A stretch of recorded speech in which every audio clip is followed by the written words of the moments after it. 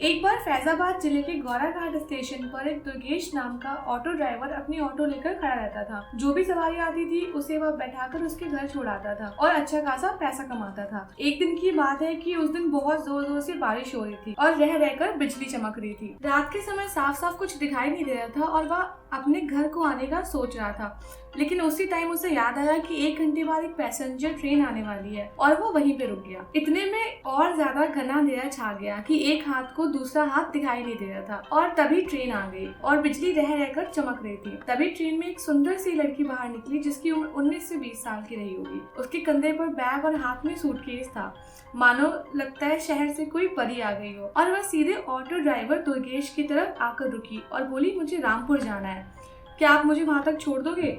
तो auto driver ने कहा कि मेम साहब, अभी अगर आप चलोगी तो मैं 700 रुपए लूंगा, अगर सुबह चलोगी तो मैं 200 रुपए ही लूंगा। लड़की ने बोला कि आप 700 ले लेना, लेकिन मुझे ही अभी ही मेरे घर पहुंचा दो। तो ऑटो ड्राइवर ने बोला ठीक है। तो ऑटो ड्राइवर ने कहा कि पहले आप 700 रुपए निकालो और इसके बाद ही मैं आपको यहाँ से ले चलूंगा। तो लड़की ने कहा कि अभी मेरे पास सिर्फ 300 रुपए ही है, इसीलिए अभी ले चलो और मैं आपको घर पहुंचने के बाद 400 रुपए दे दूंगी।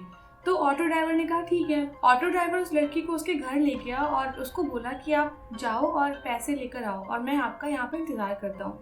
आधा घंटा बीत गया, अंदर से वो लड़की बाहर नहीं आई। तो ऑटो ड्राइवर ने सोचा कि वो अंदर जाकर ही पैसा मांग लेता है, क्योंकि रात के करीब 3 बज रहे थे और काफी ज्यादा लेट हो गया था। जब ऑटो ड्राइवर ने घर का दरवाजा खटखटाया तो अंदर से एक महिला निकली और अपनी आंखों को मलते हुए दरवाजा खोला और बोली कि इतनी रात को यहाँ पर क्यों आए हो और इतनी जोर जोर से आवाजें क्यों मार रहे हो? तब ऑटो ड्राइवर ने कहा कि मेम साहब, अभी एक और मेम साहब आई थी और उन्होंने मुझे पूरा मेरा किराया भी नहीं दिया और वो घर के अंदर चली गई, इसीलिए मैं यहाँ पर आपसे किराया मांगने आया हूँ। तो उस महिला ने कहा कि यहाँ पर तो केवल मैं और मेरे पति रहते हैं और यहाँ पे कोई मेम साहब नहीं रहती। तो कुछ टाइम पहले यहाँ मेरी बेटी रहती थी जो कि अब नहीं है। तो ऑटो ड्राइवर ने पूछा कि क्यों, आपकी बेटी कहाँ है? तो ये सब बातें करते करते सुबह हो गई और अचानक ऑटो ड्राइवर की नज़र दीवार पर लगी हुई एक तस्वीर पर गई, जिसमें उसी लड़की की तस्वीर थी जो रात में उसके साथ ऑटो में बैठकर अपने घर आई थी। तब ऑटो ड्राइवर ने दीवार पर लगी हुई तस्वीर की तरफ इशारा करते हुए कहा कि माता जी, यही मेम साहब थी जो कल रात में मेरे साथ इस घर में आई थी, जिनको मैं यहाँ पर लेकर आया था।